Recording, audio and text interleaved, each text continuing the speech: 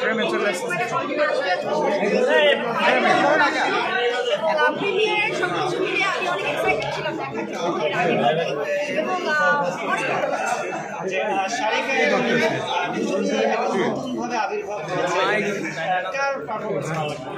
আমি তো দুজনকে নতুন করে আবিষ্কার করলাম। আমার কাছে এটা সবচেয়ে ভালো লেগেছে। বাট কাউকে আমি আসলে একটু চুজ করতে পারবো না যে একটু বেশি একটু কম। আমার মনে হচ্ছে ওরা পাল্লা দিয়ে অভিনয় করেছে, যেটা আমার কাছে অনেক বেশি ভালো লেগেছে। আর আমি এদেরকে আসলে রেগুলার চ্যানেল আছে আপনাদের সাথে।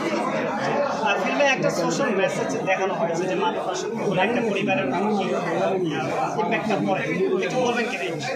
অবশ্যই এটা আমরা কম বেশি সবাই জানতাম। আমার মনে হয় এটা একটু একটু করে মনে হয় অনেকেই ফেস করেছে, কিংবা প্রত্যেক ফ্যামিলিতে এরকম একটা করে আমরা ঘটনা বুঝতে গেলে পাবো। ওই জায়গা থেকে আমার মনে হয় এই কন্টেন্টটা আমাদের অনেক হেল্প করবে মানুষকে আরও বুঝতে। দিঘিকে আমরা একটু রায়হানের সাথে কবে রায়হানবি বলে দিতে পারবে।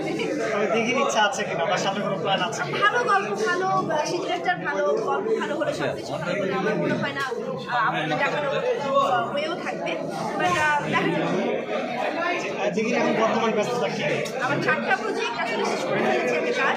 এখন আমি নেক্সটে কিছু প্রজেক্টের কথা হচ্ছে এবং পাশাপাশি এই প্রজেক্টগুলো কবে রিলিজ হবে, যেগুলো আমার ডান্স প্রজেক্ট, এটা নিয়ে একটু কথা হচ্ছে। আর ওটিটিতে ওয়েব ফিল্মের এরকম কোনো প্ল্যান আছে কি? হ্যাঁ, আমার 4টার মধ্যে তো দুইটা ওটিটি প্ল্যাটফর্মের কাজ, 2টা সিনেমার কাজ, সব কিছু নিয়ে কাজ হচ্ছে।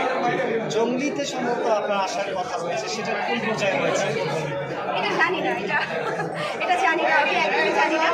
আর এটা নিয়ে আমরা কিন্তু দর্শক খুব এক্সাইটেড। এটা আসলে পোস্টপন্ড হওয়া বা একটা সিচুয়েশনের কারণে তো পিছিয়ে গেছে দেশের অবস্থা, বাট এর কোনো আপডেট আসবে দেখা যাক আপডেট আমিও চাই। দেখা যাক কি হয়। আপু এই সিনেমাটা কেমন লাগলো? কথা বলে নিষেধ আমার। আপু এই সিনেমাটা কেমন লাগলো? এটা বলে ফেলেছি, আপনি পাইছেন বেশি। আমি পাই। এখন দিঘির একটু পার্সোনাল বিষয় আছে যে দিঘির ফিটনেস নিয়ে অনেক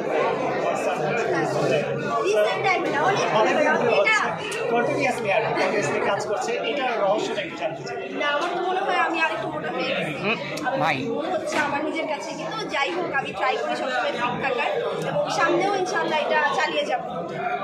এই জিনিসটা কন্টিনিউ করে। Thank you.